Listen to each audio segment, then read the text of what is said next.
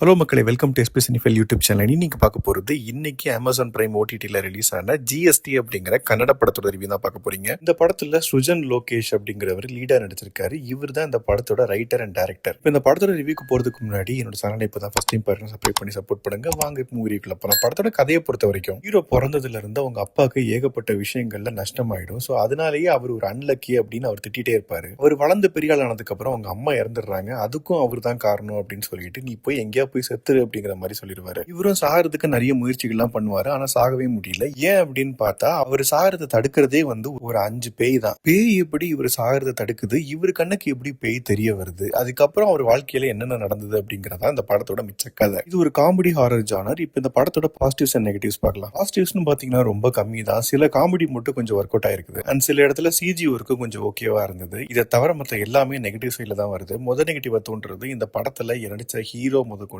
யாருக்குமே பெருசா ஆக்டிங்கே வரல. உங்களுக்கு எந்த சீனுமே கனெக்டும் ஆகாது. ஒரு மாதிரி ஆர்டிபிஷியலாவே இருக்கும். அண்ட் கதையை பொறுத்த வரைக்குமே இது நம்ம ஆல்ரெடி தமிழ்ல சூர்யா நடிச்ச மாசுங்கிற மாசிலாமணி படத்தோட கதை தான். பேய்கள் ஹீரோக்கு ஹெல்ப் பண்ணுவாங்க அண்ட் ஹீரோ பேய்க்கு ஹெல்ப் பண்ணுவாங்க. அதே கான்செப்ட் தான், ஆனா சுத்தமா சொதப்பி வச்சிருக்காங்க. இந்த செகண்ட் ஹாஃப்ல ஒரு பேங்க் ராபரி அப்படிங்கிற பேர்ல கிரிஞ்சா பல காமெடி வரும் அண்ட் சீக்வன்ஸும் ரொம்ப லென்த்தா இருக்கும். ஒரு பாயிண்ட்டுக்கு மேல எதுக்கு இவர் இதெல்லாம் பண்றாரு அப்படிங்கிற மாதிரி பாக்குற நமக்கே புரியாத ஒரு ஃபீல் கொடுக்கும். இந்த படத்துல வர பாட்டும் சுமாரா இருந்தது. அண்ட் பிஜிஎம், சினிமோட்டோகிராஃபி எதுவுமே டெக்னிக்கலாவும் ஒழுங்கா இல்ல. மொத்தத்துல இந்த படத்தை பத்தி சொல்லணும் அப்படின்னா, நம்ம தமிழ்ல எடுத்த மாசுங்கிற மாசிலாமணியோட அப்படியே கன்னட வெர்ஷன் அப்படிங்கிற மாதிரி தான் சொல்லலாம். அந்த ஸ்டோரியே இன்னும் ரொம்ப சொதப்பி வச்சிருக்காங்க. அண்ட் இந்த படம் அமேசான் பிரைம்ல தமிழ் டப்பிங்லயும் அவைலபிளா இருக்குது. கண்டிப்பா இந்த படத்தை நான் பாருங்க அப்படிங்கிற மாதிரி ரெக்கமெண்ட் பண்ண மாட்டேன். பட் இன்கேஸ் நீங்க இந்த படத்தை பாத்தீங்க அப்படின்னா உங்க ஒப்பீனியன் என்ன அப்படிங்கறத கமெண்ட் செக்ஷன்ல சொல்லுங்க. அடுத்த ரிவ்யூல சந்திக்கிறேன். Bye, take care.